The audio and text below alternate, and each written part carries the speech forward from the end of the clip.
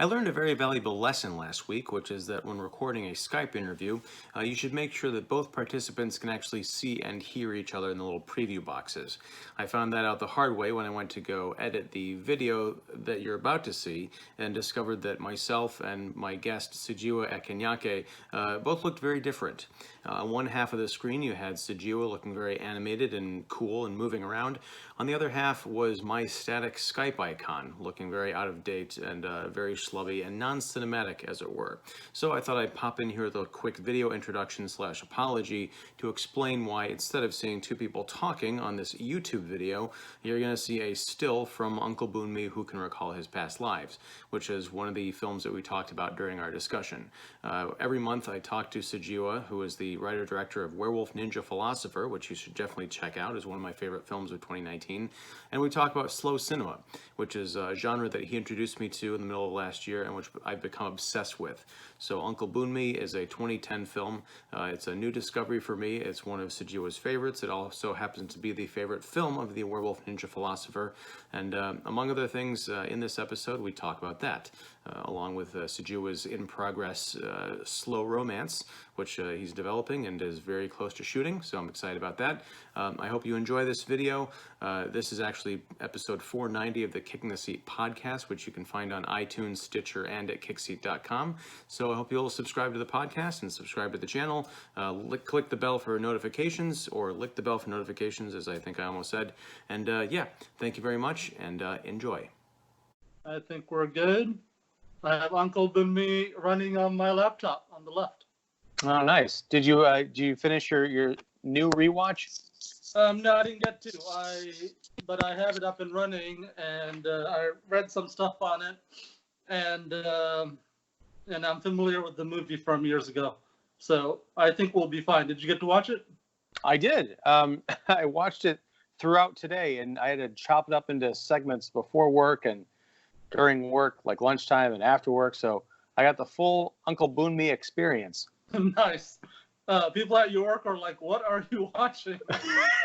No, I pulled up a conference room during lunch and Nice. just tucked away. And yeah, it was a really odd experience, because for as much as this is one of the slower examples of slow cinema, I think I was so entranced by it that it seemed to go by very quickly. I'm sure Apichatpong Weerasethakul would like to hear that. So we probably got a lot of things to discuss tonight, including Uncle BOONMEE Who Can Recall His Past Lives. Definitely. But what else are we going to talk about on the Slowdown? Slow romance. Mm-hmm. We could talk about your 20 picks from last year.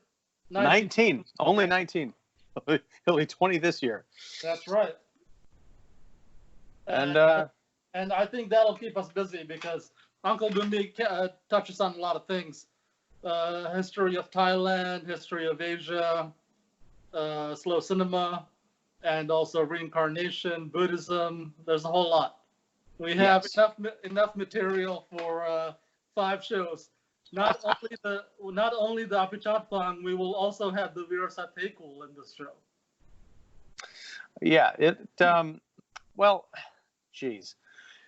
Let's save Uncle BOONMEE for the second part of this, because I think slow romance and then the top 19 movies of 2019, according to me, we can kind of get through those. Sure. But yeah, Uncle BOONMEE, I need some space to breathe, and I'm anxious to talk it out with you, because there is a lot that I didn't understand, but I also understand that that's probably because it's the first time watching it. I picked up on some things. I'll be curious to find out before a second viewing if, from your point of view, I'm on the right path. So, no problem. Slow romance. What's going on with the movie? It's the screenplay. Well, December was we couldn't really do much because of the holiday schedule after Thanksgiving, and lots of stuff going on, travels and Christmas and New Year's.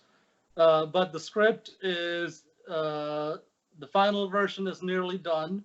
I should be able to send it out to actors this week, and then we'll figure out a shooting schedule. That's about it. and also I'll launch the fundraising stuff.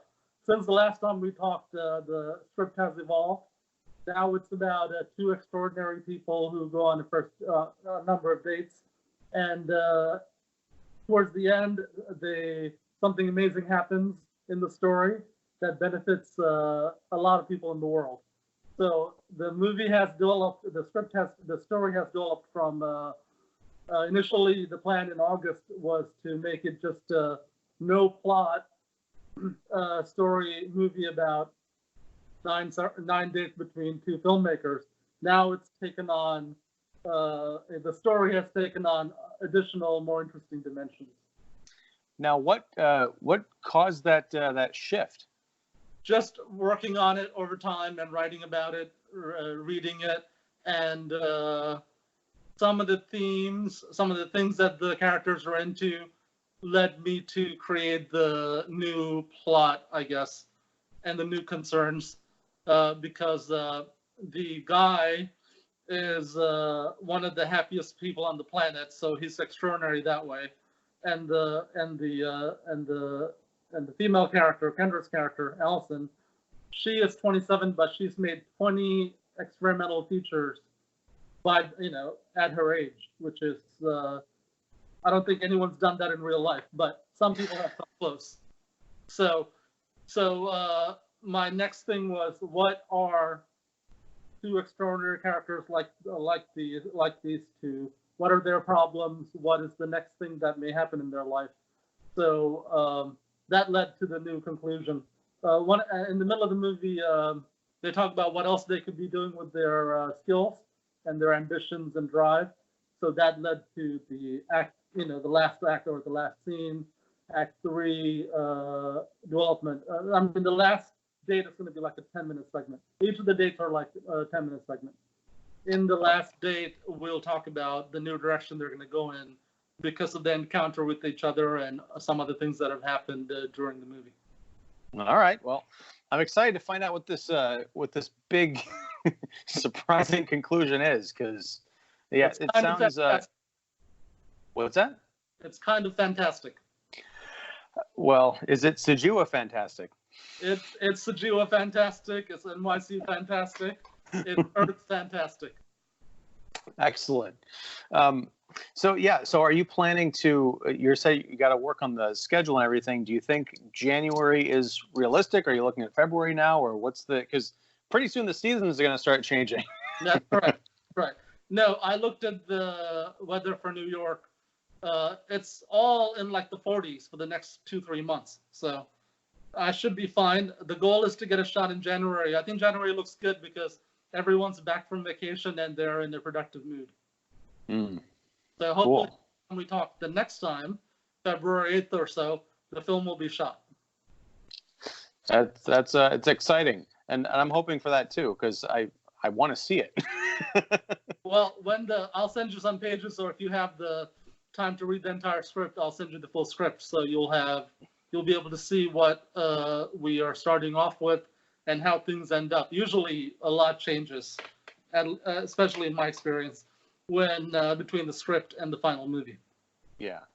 Well, whatever you want to send me, I'll read it. That'd be fascinating to read the whole thing, and then kind of like Stephen King, when he writes a novel, he locks it away in a drawer for 6 months and then comes back.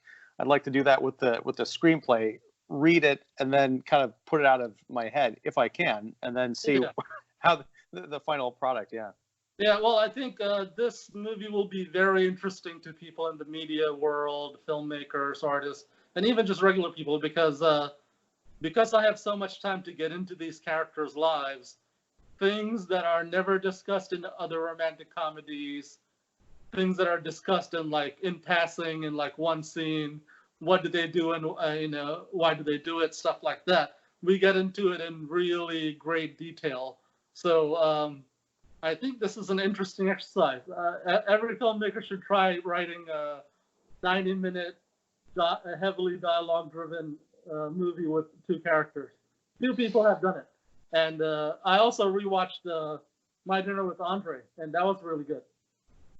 Yeah, I have not watched that movie in a long time. It might be 10 years, but I remember being really knocked out by it. And this is another example of me kind of experiencing, I guess, slow cinema before I knew what I was looking at. So I do want to revisit that with that kind of a lens. But yeah, that's just two guys having dinner for, what was it, 90 minutes or however long that movie is. Utterly fascinating. And part of it is the acting and the kind of naturalism of it, and part of it is just the dialogue. It's like overhearing a conversation between really two smart and engaging people.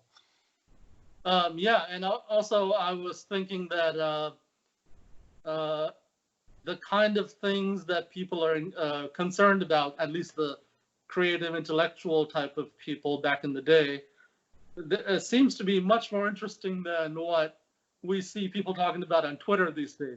So I wonder if the society has become sort of less concerned with interesting things and are more into trivial things because of social media. But maybe every generation has that complaint. Maybe like 500 years ago, people are like, "Oh man, look at these people talking about writing things down."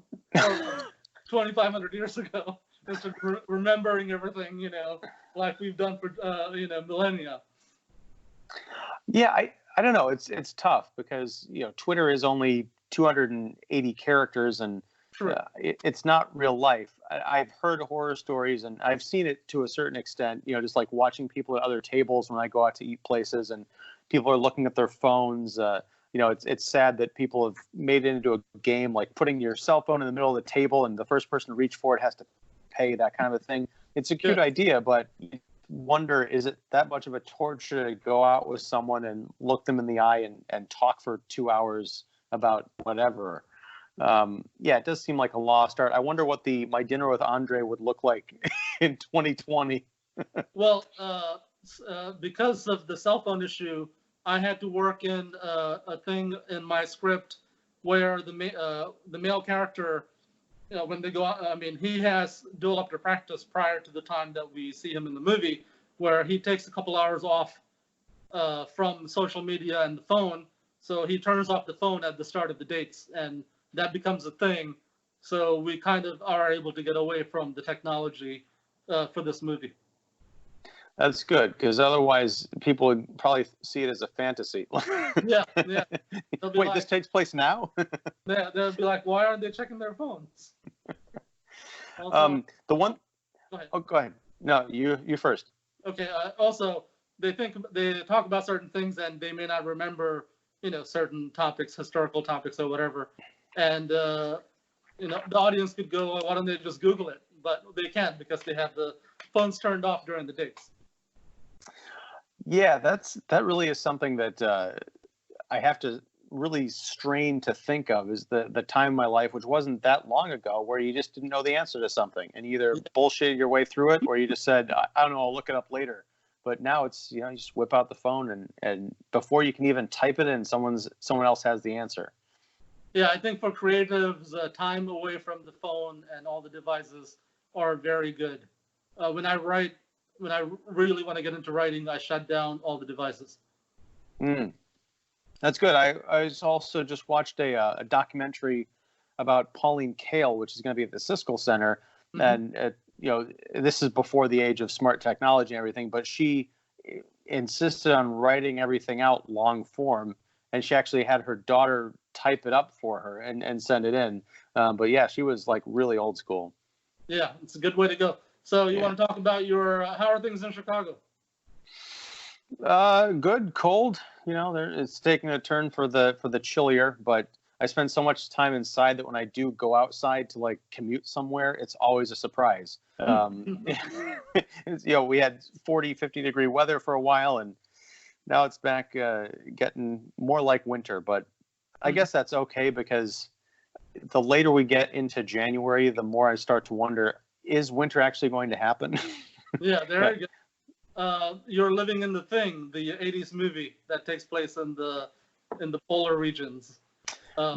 Not quite that bad. It was that bad a year ago when we had the polar. I was going to say the Polar Express, but It was like, I can't remember the name of it. The Arctic Chill. No, I think that's a drink. Yeah, the polar vortex. That's what it was. And go ahead. no, that hit, and we had to, we had really crappy doors on our house, so we had to seal them up with like plastic wrap and blow dry those to the door to make sure no drafts got in, and put blankets around the pipes in our house so they didn't burst. That whole thing, it was absolutely crazy for a couple of weeks. Awesome. I'm glad you're surviving. Escape to New York if things get too bad.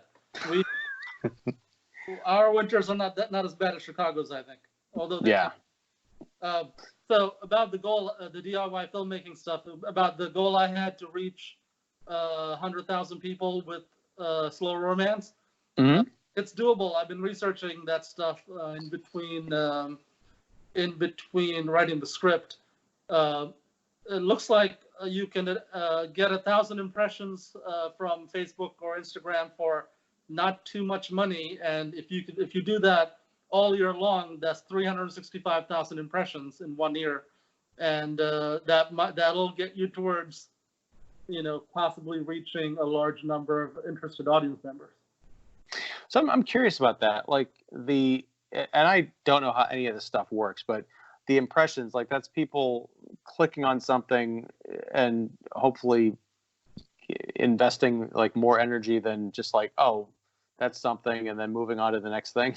Like actually getting interested in what you're doing. Well, I've used, I think each platform and advertisers have a specific technical definition, but I've used Facebook ads. They'll let you target very narrowly. Like you can say people who are familiar with Jim Jarmusch, for example, and who live in Manhattan. And then the ads will be shown to those people. And the impressions are, I think, if they see the ad, that counts as an impression. I mean, many media companies have been caught inflating their numbers or whatever, right? So ultimately, as an advertiser, you can determine if it works by however many clicks you get, ticket sales, et cetera, et cetera.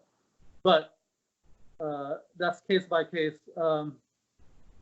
Regardless of that option being available, that you can target 1 million people or 2 million people by narrow topics, that's very useful for filmmakers, distributors, anyone who's selling anything. And the cost is low. So it looks possible. It looks possible to do. I mean, this is the kind of thing that only film studios could do in the 70s, 80s, 90s even, because it would require to reach 1 million people using print ads or radio or television. That would, back in the day, would have cost a lot of money. Yeah, I mean, it was last year, I think, I did use some Facebook advertising for Kicking the Seat, and it was cool, and it was really, low cost and everything. But it's just as far as impressions, like when you say, it counts if people see it. I don't know how they measure if someone sees it. Like, is that it? Like if I'm part of that targeted group, I'm 42 and I love Jim Jarmusch and I see an ad for slow romance. If it scrolls by in my news feed or whatever, do I have to click on it to count as it having been seen, or if it's just in my news feed, does it get seen? I don't get it. Yeah, I think they measure by clicks. Okay. So they measure by if they think that you saw it. Also, you can have it measured by whether you clicked on it and clicked through and purchased one of the items that you're selling. So there's different metrics. Mm-hmm. So yeah, and I think those are changing all the time, based on there's laws and that there's people consumer complaints. So whenever you do a campaign, you can take a look. When I do the actual campaign, I'll let you know. We can talk about it in one of the future episodes. Sure. Yeah, I stopped using the Facebook ads. It was an annoyance because I put up, I think it was last Christmas, I did a Die Hard episode, and I included a still of the guy who'd been machine gunned, and John McClane had written on his chest, ho, ho, ho, now I have a machine gun or whatever. They censored that advertisement. They wouldn't let me run it because it depicted like graphic violence. Mm-hmm. And I'm like, really? That's it's Die Hard. So I I just decided, you know what, I'm not going to bother with this. I'll just go get my own clicks. Yeah, good. I think you can have a human review it. It might have been flagged by an automated system. Yeah, but at that point, I was kind of like, I don't need the hassle. Yeah, I get that. Yeah. So, but that's fine. I'm not. I understand that stuff works for a lot of people, and it's a good way to get your stuff out there, especially if you're promoting like an actual product, like a movie. I was just trying to say, try people to look at my dumb movie website. It's a good one. You're a card carrying member of the Chicago Filmmakers, Chicago Film Critics Association, right? So there you go. Yes, I actually have a card. Yeah. I saw the photo. So you're legit. Yeah. You want to talk about your 19 picks for 2019, and thanks for checking out Werewolf, and it ended up on the list, so that's good. Yeah, and we can talk briefly about it. People can go check it out at the info desk tab on Kickseat.com if they want to. But yeah, it's tough because at the end of the year, everyone's putting out their best of lists. Usually I try and get mine out at the end of the year, but because of travel and all sorts of other considerations, I had to put it out in January. Mm-hmm. But I always find it weird saying, what are the best movies of the year? Because I never agree with my peers. I always leave movies off that people think should have been, included, like The Irishman or Joker or those kinds of things. So really for this year, I tried to focus on movies that really affected me while I was watching them, or changed the way that I look at movies, or I had a really crazy experience while watching it. So, one of the examples, I guess, would be The Aeronauts, which is that Amazon movie that I actually saw on the big screen, and it made me like sick and dizzy because of all the crazy camera work with that hot air balloon. Yeah, I heard about it on your blog. Yeah, it's great. It's fun, but I later found out what they did in terms of like the story and fudging historical facts to get there, and it rubbed me the wrong way. So, and I included that on the on the write-up because it's a conflicting experience. I didn't like what the movie did, but I liked what it did to me. And then we've got other movies like Werewolf Ninja Philosopher, for example. That was something I had to watch a couple of times to really, get into. I copped to having fast forwarded through some of the city scenes. And now that was 6 months ago now that we first met and really talked about the movie. And now that I'm getting into the weeds of slow cinema, I couldn't think of watching a slow cinema movie and fast forwarding through any of it. So I'm like, no, this is all important. It's all part of the big picture. Yeah, it's that's why I like to show that movie and really any movie at movie theaters. Just talking about that whole cell phone issue. Once you get the people in the theater, they're trapped, just in a way, and so then they'll get used to the pace of the movie. Yeah, part of watching certain movies is that experience of time that you get.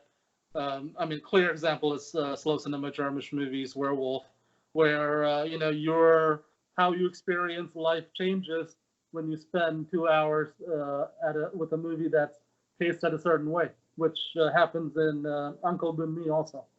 Yeah. Speaking of which, there's another movie on my list called I Lost My Body, which is an animated feature that popped up on Netflix, I think mid to late in the year. And that made my list. It was better than I think any of the stuff that was actually nominated for the main awards, like Toy Story 4 and Frozen 2. But that is an example, I think, of slow cinema. It's about a 20-something guy living in France who he wakes up, or actually his severed hand wakes up in an icebox, like in a morgue, or I guess like a police evidence locker or something like that. And it breaks out of this plastic bag and has to make its way across the city to find its owner. And in this time, it's having flashbacks to its life with, before being severed. And it's a big mystery of like what happened. And it's a really lovely movie, but it is, it does take its time, and it really, you see the world from a perspective of a hand, which you don't really think about, but the 2D animation on this is just incredible. because hands and feet are two of the hardest things to draw, and to animate them and to make them the focal point of an animation is really a spectacular feat or foot. Oh, foot. Hand. Right? Yeah. A skilled use of the hands. Mm-hmm. So yeah, I remember seeing that poster on your blog. Yeah, that sounds interesting. Reminds me of the tire movie. There was a French movie about a tire that was terrifying people. Oh, was that Rubber? I think. Rubber. Yeah. You know, that's one. I remember watching that and hating it, but then again, that might be something that I have to revisit because that could have very well been in the period where I wasn't sleeping much, but I was also reviewing movies, and I have a feeling there's a bunch of films that did not get a fair shake in that dark era. And there was a period where you didn't have a good relationship with Rubber, so that could have been it also. That's the story of my life, though.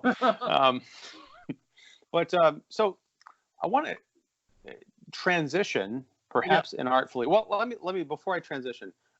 Is there anything on the list of my 19 films that you want to that raise your eyebrows, or you want to disagree with, or wholeheartedly agree with? Anything that you have thoughts on? All of that looked interesting. One thing that did, I want to see Jennifer Reeder's movie. We're Facebook and or Twitter are friends now. One thing that stood out was Decaf Dawn and the 3 movies made by Nick Alonso. I think he was on Twitter once, and maybe he's not anymore. I haven't been able to find him recently. But yeah, that filmmaker sounds interesting. Chicago filmmaker, so I'm going to try to track down his movies. You know, that's the thing is, on Monday I sent out Twitter notifications, which you saw, to all the filmmakers who made the list. Yeah. You know, because I figure if some of them got snubbed at the Golden Globes, why not bask in the glory of making Kicking the Seats top 19 of 2019? That's great. Yeah. But well, I mean, seriously speaking, I tweeted today about 2020 becoming a better year for real indie filmmakers or something like that. When these shows like the Golden Globes and Oscars were happening for decades, that was the only game in town. Now, like your blog or someone maybe who has like a following of 50,000 people on Twitter, someone like that, or Mark Maron podcast, I think he has hundreds of thousands of followers. Someone like that highlighting a movie may have the same effect as someone winning an Oscar, 20 years ago. It just brings back to the front in social media and in just in media in people's lives that such a movie exists. Because I knew about Nick Alonso's movies, but I got busy with 50,000 other things. Since you selected it for your list, now I'm interested again, and it was this is January, early January. It's kind of slow, so I had the time to look him up. So at least in that one case, your list may have gotten him a new customer / new fan. So I think that kind of thing could be seriously useful this year and going forward.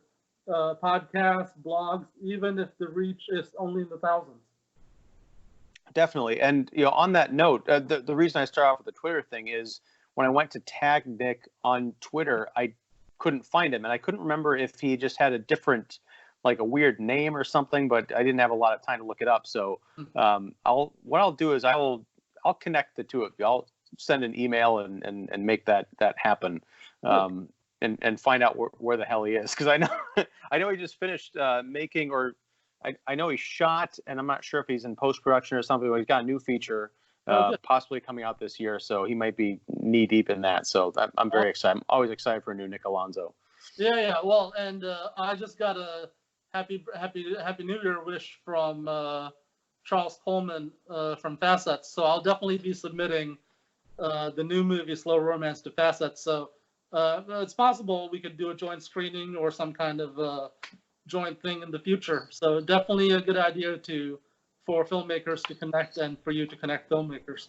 Oh yeah, in fact I think that sounds like an awesome idea, and I'm gonna put that on my list of things to do. Yeah, or we could do in the future the Slowdown Film Festival in Chicago. There you go. See, It'll take place over 7 weeks, and it'll feature 3 films. that's right. See all the movies that you never heard of that before, that Sujewa and Ian talk about, all the time, every month. Oh, one other question about filmmakers and films. Did you get to see Amir Motla's movie Man? No, I think we talked about this when we talked with him a couple of months ago. Yeah.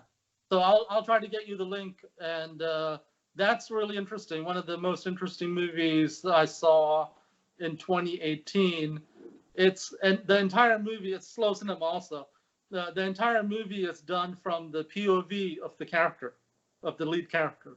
So you only see him in reflection, and in the end of the movie you see him because there's a reflection. But that's very interesting. The pacing is great, simple story, and I think it's supposed to be sort of like the situation's supposed to be not great for the character. But whenever I see the movie, and I might be one of the few people who has this experience or who takes it that way. I mean, he's got a couple of dogs. He's got some sort of a fruit tree in his backyard, and he's doing his creative work, and he's left alone. I'm like, this is great. This is like a vacation. So that's what I told Amir. Amir's like, well, I don't know if that was the point, but I think the movie's about how technology alienates people. I'm like, oh, this is awesome. Well, and that leads, I think, into the second half of our show, in which we'll discuss Uncle BOONMEE, Who Can Recall His Past Lives. There you go. Which happened. I'll just make a note to email you the link to Man and connect you with Amir regarding that. So if you like it and if you want to talk about it, that could be a future show. Sure. But also this works because Uncle BOONMEE is the favorite film of the werewolf ninja philosopher. That's true. So I don't remember if I asked you this, or if I even thought to do this, because I hadn't seen the film before today. But why is this movie the favorite film of the werewolf ninja philosopher? Well, just to put myself in the mindset of the werewolf character, I think it deals with deep philosophical issues, dealing with death. The entire movie deals with death and the afterlife that werewolf is into. Also, the monkey ghost character, I think maybe the werewolf sees a reflection of himself in that character. Yeah, because he is. Well, your version of the werewolf in that universe is quite different than it. The one in Uncle BOONMEE is closer to, I think, what people conceptualize. Whereas what you did with Art is more, I don't know, interpretive. it's a different look. Yes, definitely. So yeah, I could see that. It seems kind of obvious on its face, but yeah, it does seem. Now, having watched it, I can understand how he would really be into this movie. Is that the film? I can't remember, but is that the one where there's that line of dialogue where he said it was a little bit too fast, or too fast for me, or what was that? He says that's the only movie he watches, and his girlfriend or his ex says about Mystery Train that she loves it, but it's a little too fast for her. Oh, okay. All right. I knew it was one of the two. So great. So I think maybe it was Amir or someone else said, look at these hipsters. Someone saying Mystery Train is too fast. And someone saying the only movie they watch is Uncle BOONMEE. Imagine if that was true. That someone comes home after work, puts on Uncle BOONMEE like every day. Now, for those who are uninitiated, as I was 24 hours ago, now this movie came out in 2010. So this you had linked to a Facebook story talking. It was one of those like, what are the best movies of the decade? And there's 1,000 of those going around now. But Uncle BOONMEE made that list. and I can definitely understand it. I got like weird 2001: A Space Odyssey vibes from a lot of it, but it is about a guy who's dying essentially of kidney failure, and he's a farmer in Thailand. Like he's a tamarind farmer / he keeps bees. That seems to be a newer a newer endeavor. Yeah. And he's on dialysis. His sister-in-law comes to visit, and she's trying to help take care of him. There's a caretaker. There's the I guess the nephew. And we'll just get into spoilers here. So if you haven't seen this movie, please YouTube / podcast community, stop here, take 2 hours, rent it on Amazon, and then come back, because there's no way to really discuss this movie without talking about what happens and what it's really about. Well, it's been like 10 years since the movie came out, and the movie won, I think, a high award at the Cannes Film Festival. So it's been a well-known movie in the cinephile community for a long time. So if you haven't seen it by now, now's the time to go see it. Yes, definitely, because we're getting into spoilers, and also it's a great film. But awesome. But that's the thing is, like, I was not aware of it until I heard it referenced in your movie that came out last year, and I'm glad that I've gone down this rabbit hole. But so BOONMEE, as he's dying, there's a family dinner, and his dead wife appears at the table, and it's great because there's, as with I think a lot of slow cinema from what I've seen so far, there's not a lot of like slick editing or crazy camera moves, a lot of still shots. And so I started watching this thing at like 5 a.m. today, and when she appears at the dinner table, I had to go back and rewind, which I guess if I had been in a theater, I wouldn't have been able to cheat that way. But to watch her pop in, because I'm like, wait, did she just fade into the scene? And surely enough, she did. Yeah. And then his dead son shows up, and he's in the form of this woodland creature. Yeah, his long lost son. Yeah. Yeah, that's the thing is, I guess he's not dead. He was. Well, that's a weird thing. I think I read some description where it described him as being dead. I don't know if they described it as missing, but yeah, he went off one day and he fell in love with a she monkey or a she monkey ghost, right? Monkey ghost, yeah. And this cracked me up when I was reading about it a couple of days ago. He said he mated with a monkey ghost, and that's why he looks the way he does. Yes. Yeah, that would if you were to do such a thing. It's like a cosmic STD, I guess, but it would be funny if the Thai government puts up signs in the area where this was filmed saying, "Warning to tourists: do not mate with monkey ghosts."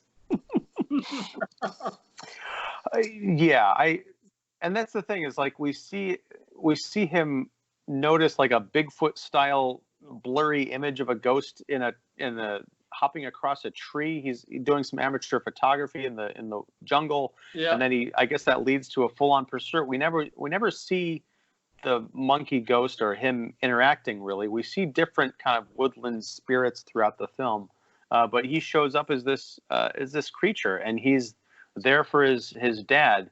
And what I love about this movie is there are people who react very calmly to these crazy supernatural events, and then there are others who freak out, but even their freakouts are sort of laid back. I'm thinking particularly in the end scene, which we'll get to, especially as we talk more about technology and its influence. But I thought this is a really lovely, strange little movie that is weird, but not in the sense that I get the feeling that the filmmaker was out to shock anybody. It's a little bit too reserved for that, I think. It's full of great surprises.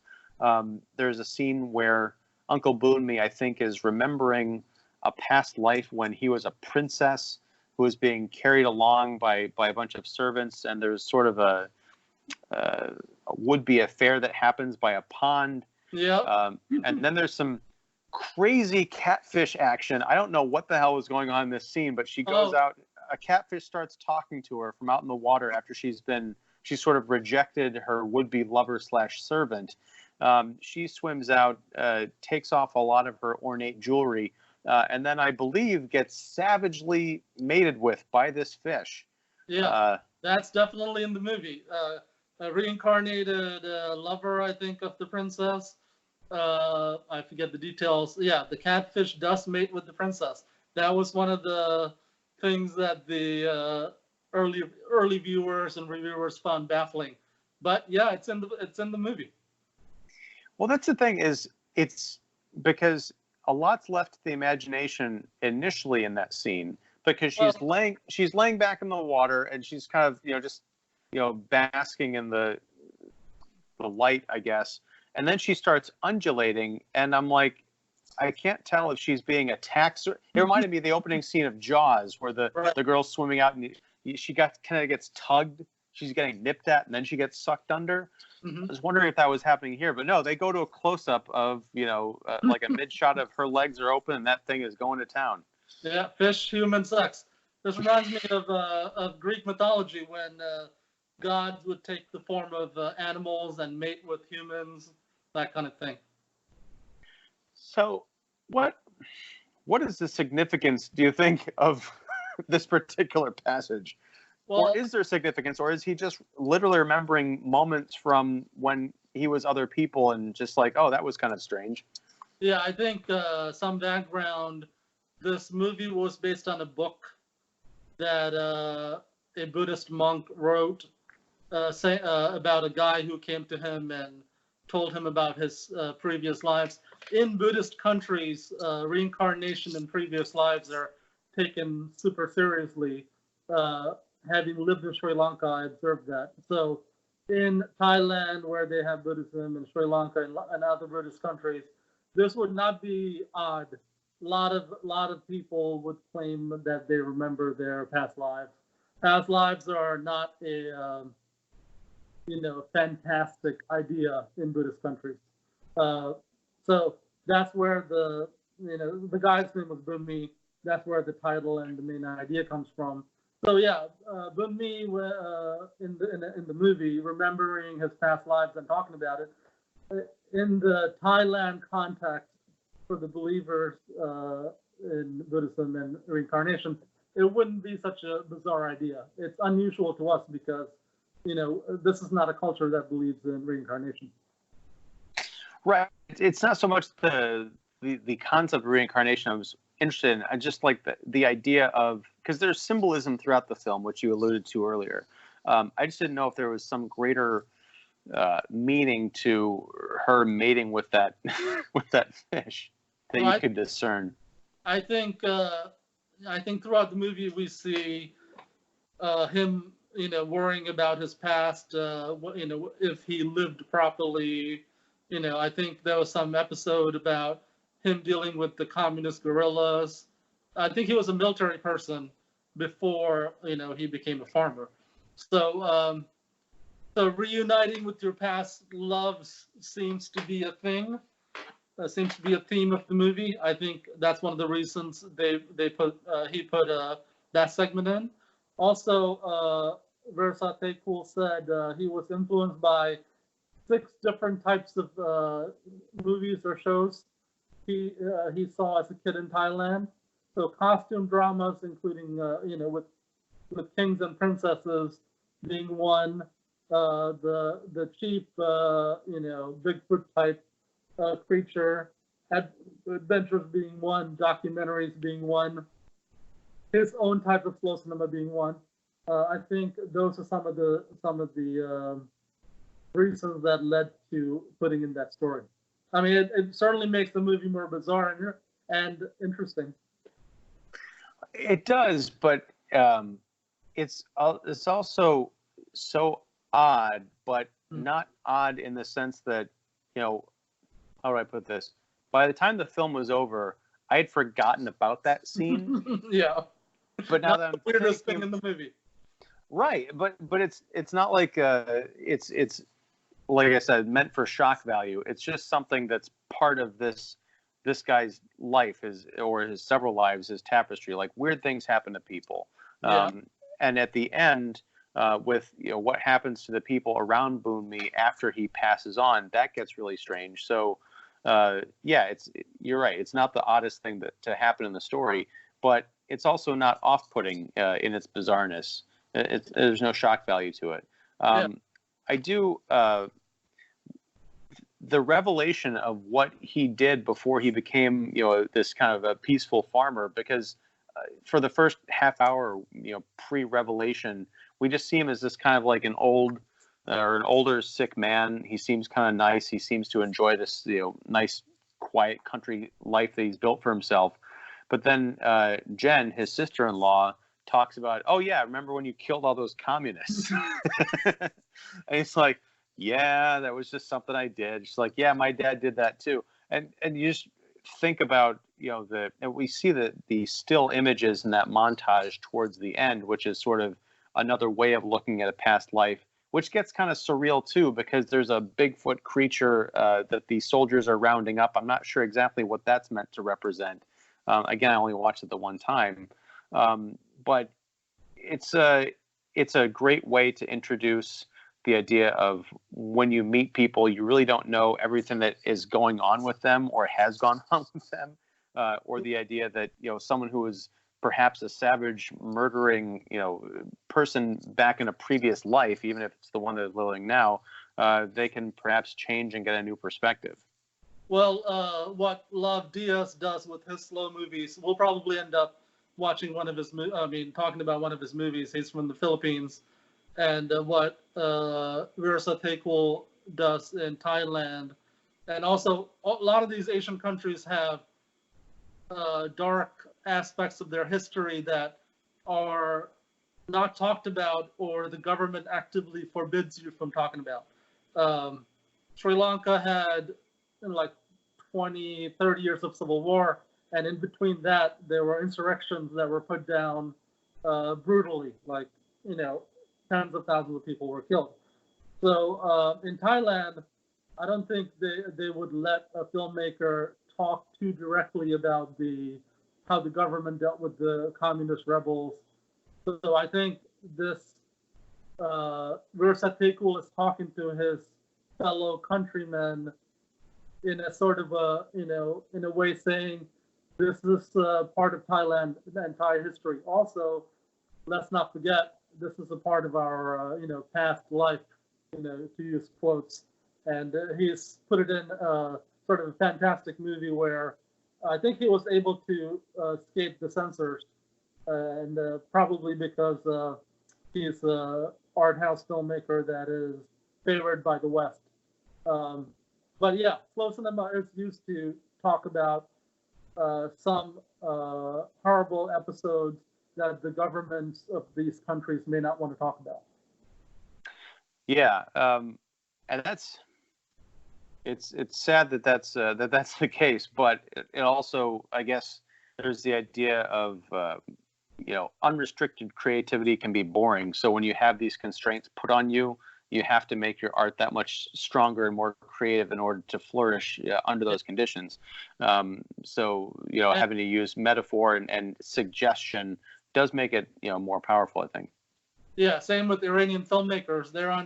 Many of them are under heavy restrictions, but they still make interesting movies, and Iran has one of the most vibrant art house filmmaking scenes.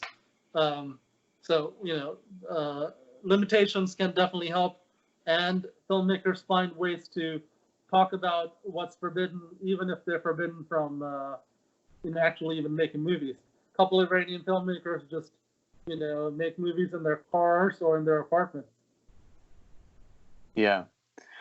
The one thing, the reincarnation aspect doesn't get played too heavily at the outset. I mean, the movie opens with that episode with the cow, right? Yeah. Breaking free from its from being tied up in the jungle, and it wanders off, but then it's eventually kind of recaptured and drugged back out. I feel like that. It's a water buffalo. Water buffalo. Okay. I used to hate them as a kid in Sri Lanka because coming home from school, they would be either tied by the roadside or just roaming free, eating grass. Sometimes they chase you, and those things are giant to a little kid. Oh, yeah, I can't imagine that. They look kind of docile, but I imagine that kind of a mass getting riled up and chasing after you. But that episode seems to circle back to the way the characters end up at the end of the film, as far as trying to leave, but then getting pulled back to more earthly concerns. But the point I was getting at was up until after that dinner scene where the deceased wife and the long lost monkey ghost son appear, there isn't a whole lot of reincarnation talk. And I got into my head, I'm like, okay, maybe recalling past lives isn't so much about thinking about reincarnation as drawing out these spiritual elements of the life that he used to, have with his son and wife, and literally recalling them, like, you come back here and be with me in my final hours.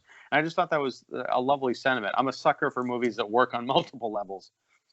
Yeah, I think that's it. The past lives are memories of reincarnations, memories of incarnations that happened in the past. But yeah, you could just about the whole reincarnation business altogether, you could say that's a symbolic way some people may talk about their current life and aspects of it, but sort of, wrapped up in sort of this symbolic and mythical, language. So yeah, the double meanings work, and probably is intended. Now, let's talk about the that funeral, because it takes place, I'm assuming, at a Buddhist temple. I did not understand the whole neon thing. Like, it was just very odd to me. Like, it's not set up, again, it's like one or two maybe shots that are very static, so you don't get a great layout for what the temple is or what exactly is going on, especially for someone who's not familiar with that culture, that practice. It seemed very almost alien to me, like something out of like Kubrick. All of this is very neon and colorful, but then you've also got figures dressed like the monks in orange and people dressed in white, very contrasty. Do you have any insight as to what was going on there? Well, I don't recall that scene too well, except I remember one shot. I know what you're talking about. As far as the environment, it's possible in Japan, Thailand, other Asian countries that sort of a modern design aesthetic has been mixed with Buddhist temples. In Sri Lanka, the Buddhist temples are really traditional looking, from what I recall when I lived there. But I've seen shots in Japan. Like in Japan, there was a story about a robot Buddhist monk performing services, and the people who regularly go to that temple are just fine with it. So I think that's just the aesthetic at that temple where he shot. A robot Buddhist monk. Yeah, Google it. There's people go to the temple for various services and to be blessed for certain things, and to pray or meditate, to praise the Buddha, to worship the Buddha, blah blah blah. And at one temple, there's a robot Buddhist monk now in Japan. Maybe it's more than one temple, but Google it. Robot Buddhist monk Japan, you'll see. Wow. I definitely have to look that up. But so after the funeral, Tong, who is the nephew, I guess, he is. This is where the narrative got a little fuzzy for me. He's at the temple and he's dressed in monk robes. Was he studying, or I guess apprenticing to be, like, was he a young monk, or was he just supposed to be there for a few days? Because when he kind of defects, he comes back to the hotel where his is that his mother? Is Jen his mother? Yeah. And then is that his sister, I guess? Because I think she's introduced in the last scene. I'm not sure if we met her earlier in the film. But it just seemed like he was supposed to be back at the temple. She said, you've got to be there for a few more days or something like that. But he essentially comes back, says, I need a shower. He complains about the air conditioning. And then he gets into his street clothes and says, hey, let's go to 7-Eleven or let's go get some dinner. And they all agree to go. But as they're leaving, there's a wonderful, very spooky shot of them realizing that they're about to leave, but there's their doppelganger versions of them in the room watching television, completely hypnotized, unaware of anything else that's going on. And it was an eerie contrast to everything else in the film, which is very much set in nature and the idea of concentrating on the natural world and sort of eschewing technology. Also very wide open spaces where this hotel room it's a box. It's a box with people in it watching a box. And then Go ahead.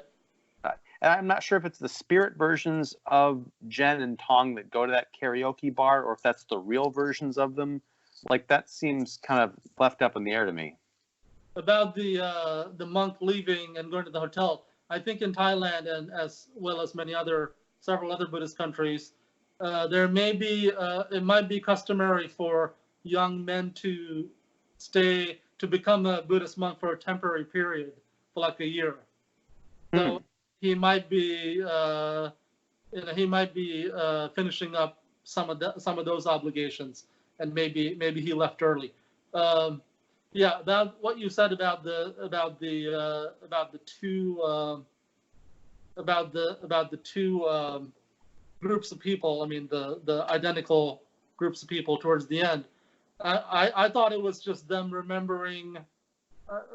That's like another perspective.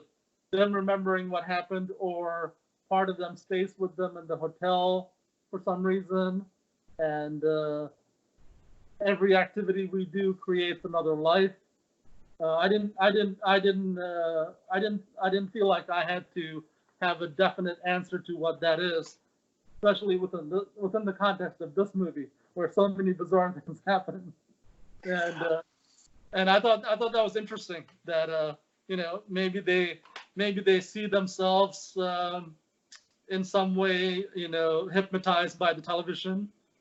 Who knows? Well, that's what I took from it, which was, you've got a film that is so full of interesting, fascinating little stories. You've got a princess, being banged by a fish.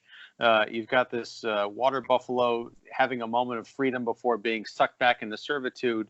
You've got that great story about the sun chasing the monkey spirit and coming back as a monkey woodland creature himself.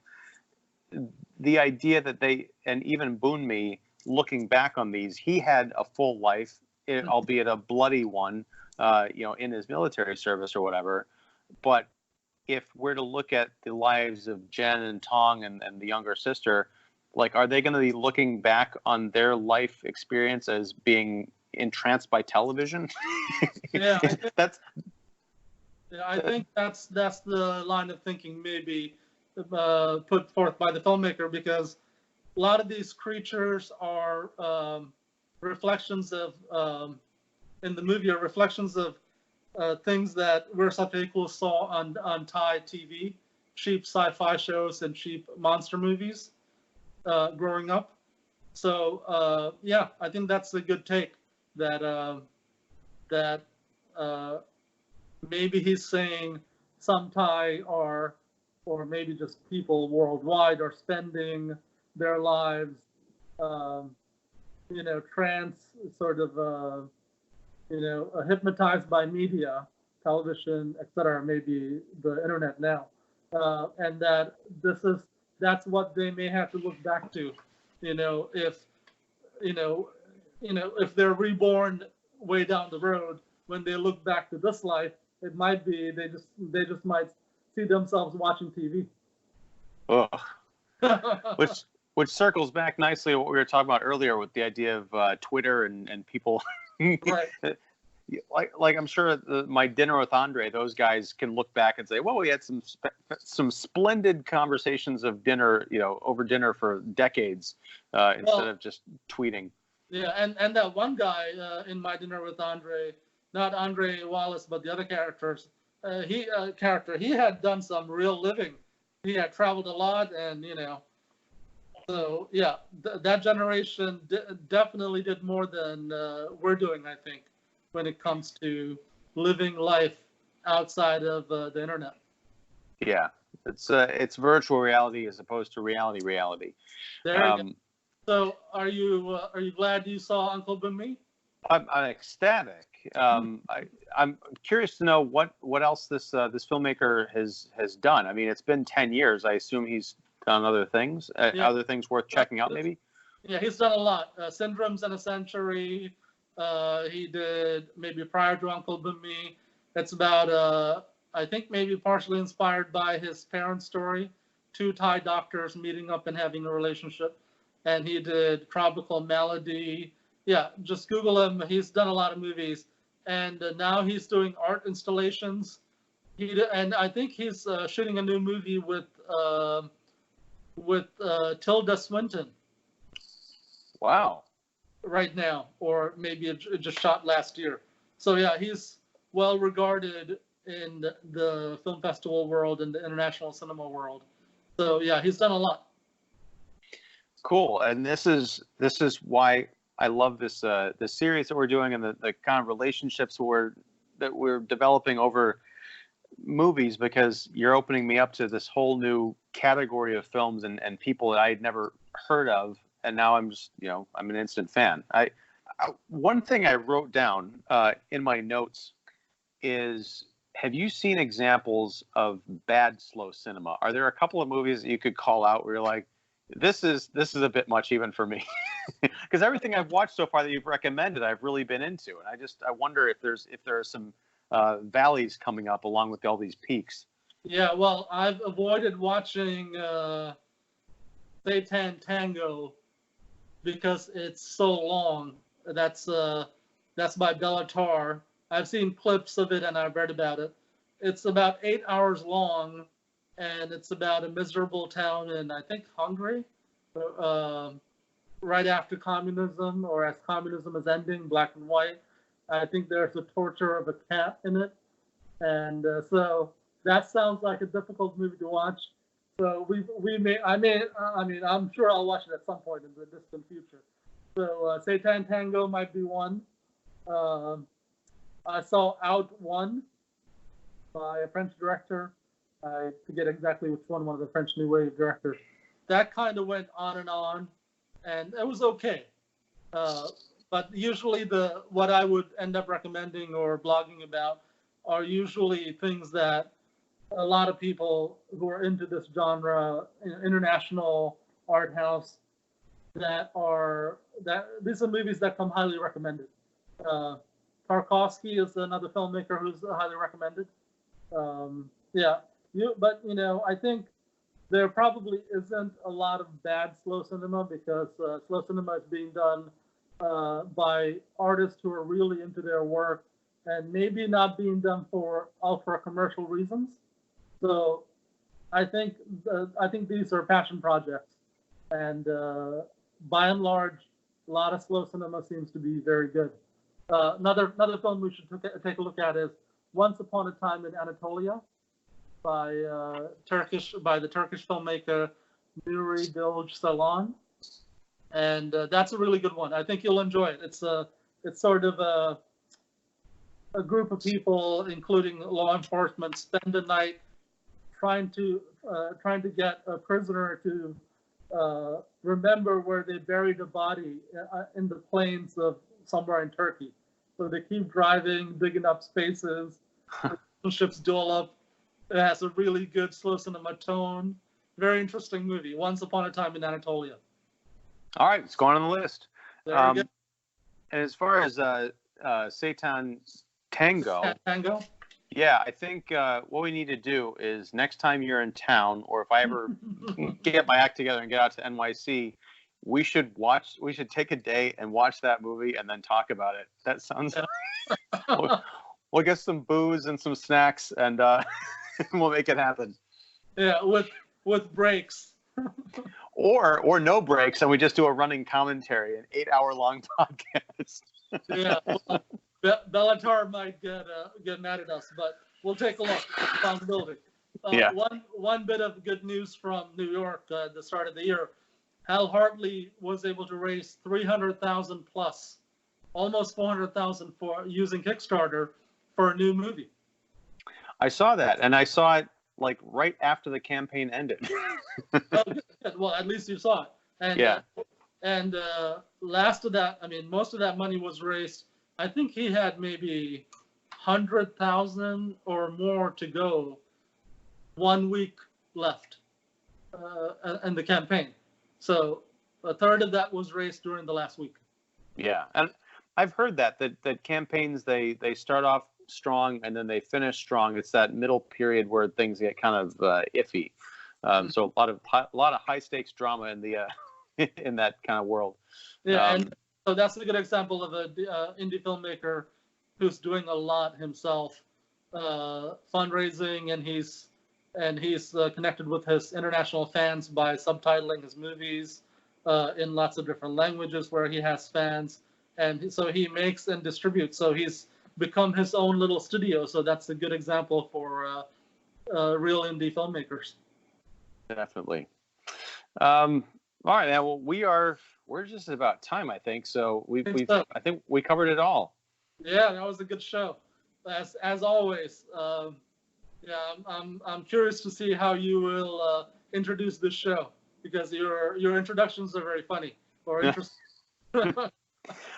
I'm curious to see how I'll introduce it too, mostly because I got to figure out how I'm going to pronounce the filmmaker who made Uncle BOONMEE. You've done an excellent job. Yeah. Well, about that, it's if you pronounce same thing with my name. If you pronounce every syllable slowly, I think you'll get to it. It's Apichatpong Weerasethakul. That's how I pronounce it. Also, I think on Google it has it. My own name, it's Sujewa with a long E.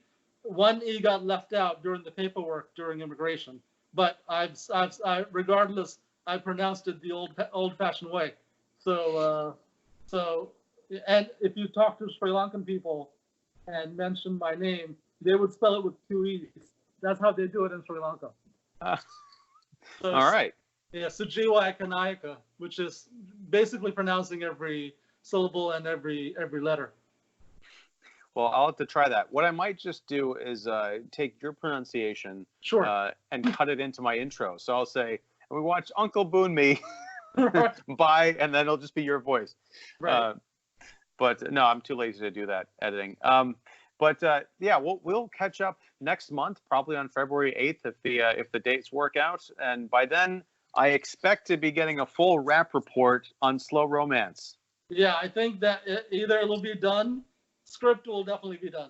Either it'll be done or we'll be shooting, and so I hope to finish up the movie edited and everything by within February, by end of February. I'm going to try to submit to the Chicago International Film Festival. I think their deadline is in April, regular deadline. So a lot going on, a lot coming up this year. Hopefully by the end of the year, Slow Romance will be famous, and a lot of people will be talking about it worldwide, and they'll look up all the 6 months of in development talks on your podcast. That's the dream. No, I'm just I really appreciate you talking with me through all this. It's fascinating and eye opening, and I'm really rooting for you. And I want to see this damn movie. So yeah, and I want to read the script too. So send that my way when you're ready, and yeah, we'll talk some more. But until next time, yeah, maybe next month we'll talk about Man, and maybe even with Amir. So yeah, we'll make it happen. Yeah, I'll send you the Man link. I'll email Amir and get you the link. Yeah, this is Slow Cinema Film School. Yes, definitely. Otherwise known as the Slowdown. So thank you very much, sir, and we'll talk soon. Thanks a lot. Happy New Year. Happy New Year.